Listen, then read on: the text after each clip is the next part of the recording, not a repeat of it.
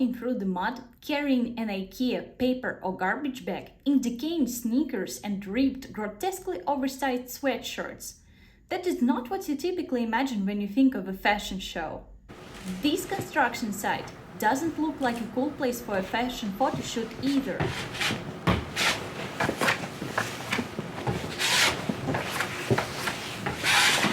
No. But that's A Balenciaga, Harry.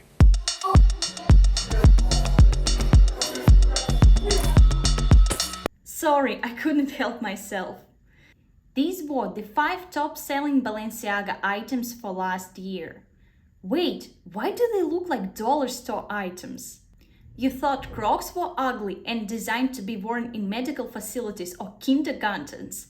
Balenciaga got you covered. You thought shopper totes was so lame that their sole purpose is to store Grandma's pickles from last year in the attic? Balenciaga disagrees. These designs are flying off the shelf, even though they are intentionally, unashamedly ugly. I mean, it's ridiculous.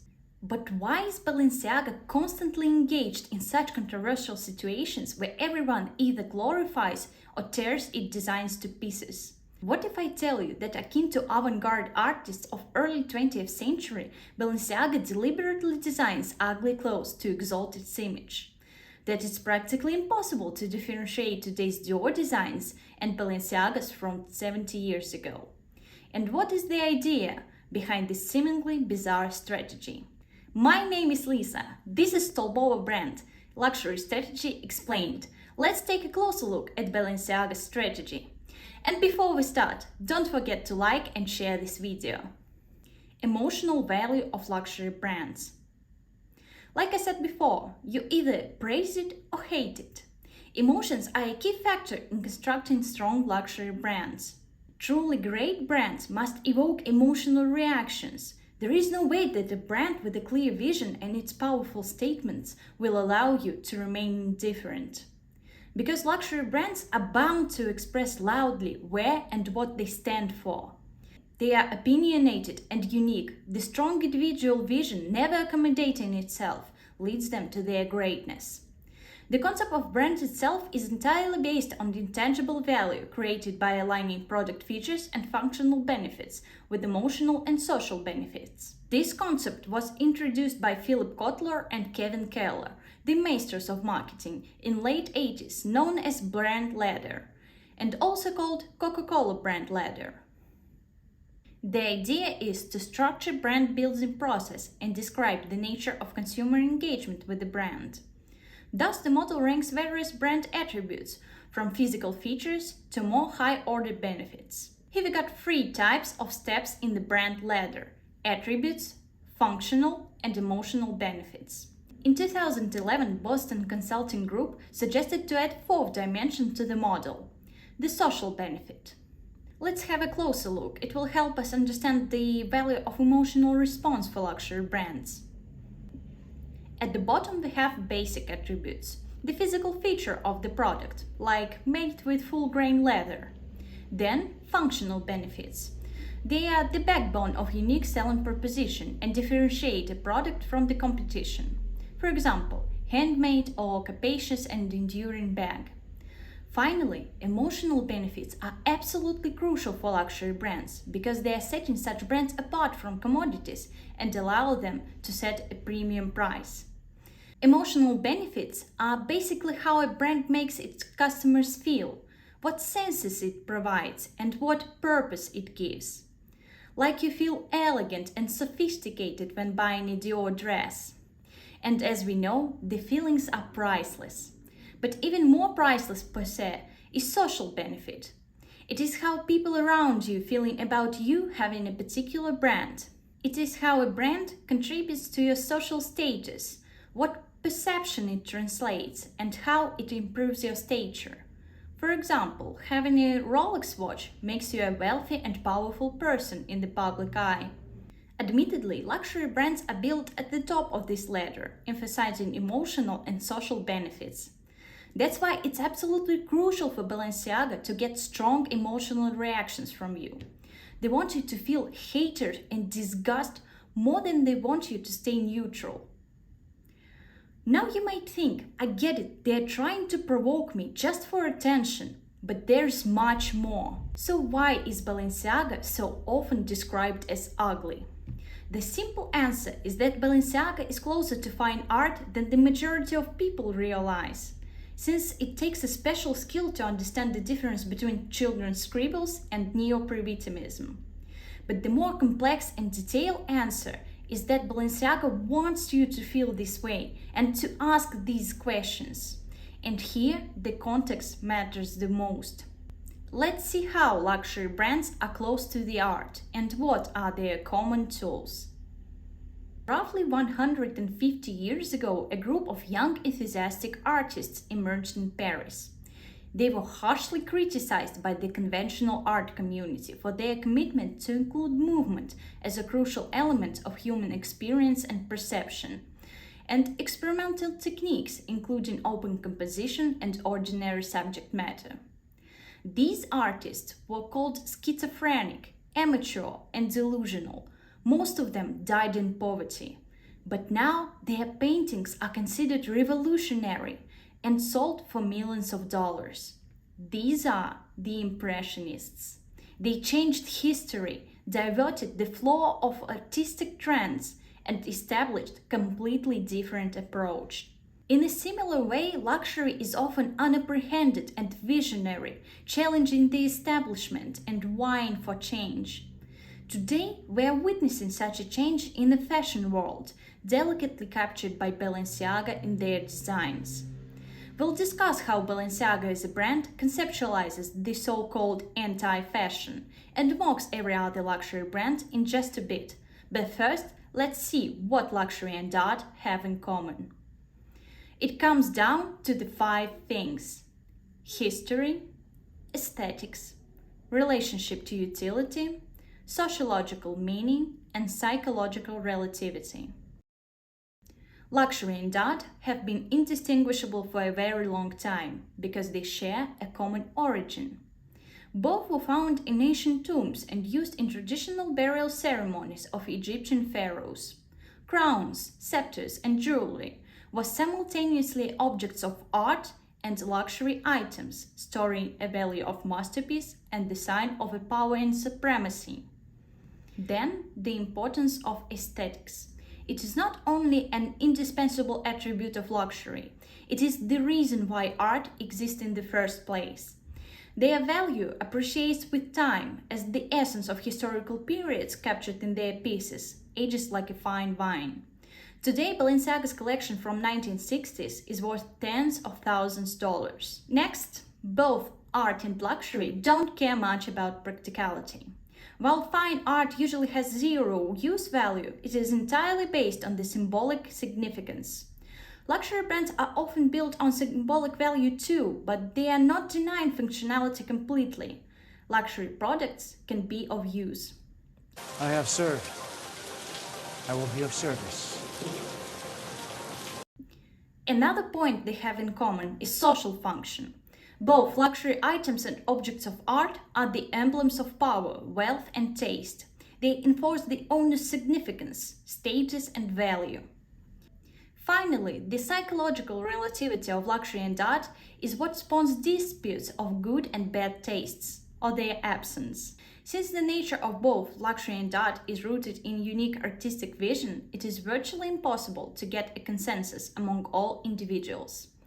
That's why it is considered good manners not to discuss tastes in society. Although there are similarities between art and luxury, there are definitely not one and the same. Without mentioning a few differences, we can end up with the Dior bag showcased in the Louvre.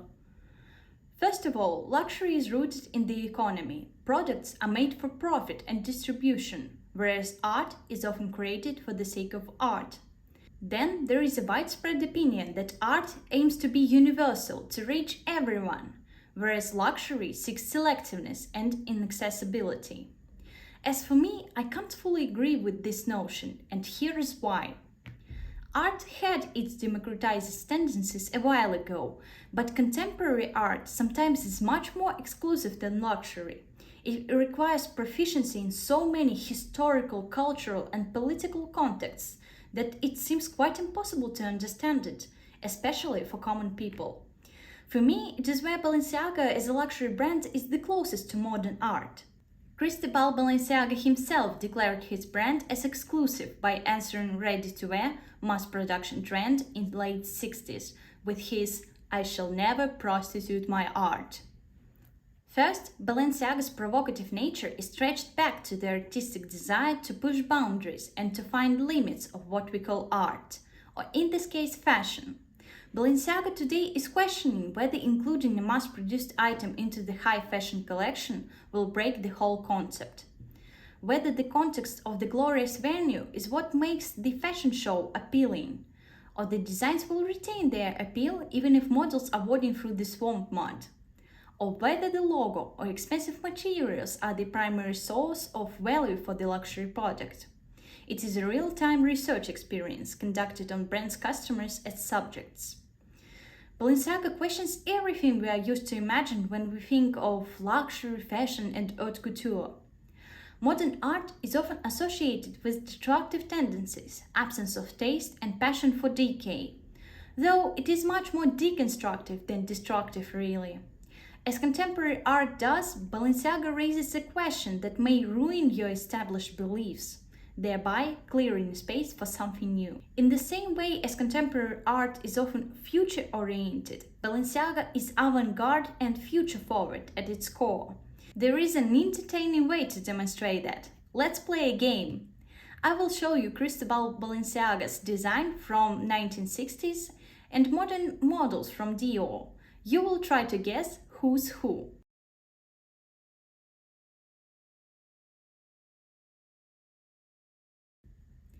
If you guessed this elegant and tasteful dress as Balenciaga's 60s collection, you would be correct. You see how ahead of his time the founder of today's most controversial fashion house was. What he created more than half a century ago today is considered classical and discreet, while at the time, Signor Balenciaga's design were future-forward, standing out from general haute couture. Balenciaga owes its success to the futuristic enthusiasm of 1950s. With the ended war, cosmic endeavors, and overall sense of prosperity, natural appreciation for avant-garde artists and their designs emerges. People happily anticipated the best to come from the future and wanted to unveil its wonders by trying on dresses and costumes with futuristic designs to bring it forward. It is often the purpose of contemporary art to sense and articulate hardly perceptible notions and tendencies of future. So maybe today's Balenciaga designs are so ugly because we are facing a brittle, anxious, non-linear, incomprehensible future without any cosmic optimism. And as a true luxury brand interlinked with art, Balenciaga captures this ambiguity. Well, luxury brands have no intention of foretelling the future after all, but sometimes it happens. Just like in the case of Balenciaga, predicting the Gen Z visual language of extreme low-resized clothes, bold colors and nostalgia in early 2018. Now, numerous papers report that more than 60% of Balenciaga's sales come from Gen Z clients. After Demna Gvasalia took over as a creative director in 2015, Balenciaga took a steady course on conquering the new generation by mocking the fashion industry through highlighting the irrelevance of raising the mass consumption products and reimagining the definition of luxury, or some say anti-luxury. His meme-baiting strategy, emphasizing imperfections and challenging fashion norms, results in resounding success among very specific audiences and controversy among others. General public naturally gets confused and irritated by bold artistic decisions. Just remember how Van Gogh was called strange, intense, and feverish amateur. Picasso was called satanic and schizophrenic, and a famous art critic wrote a sarcastic review on Claude Monet's Sunrise. Impression. I was certain of it.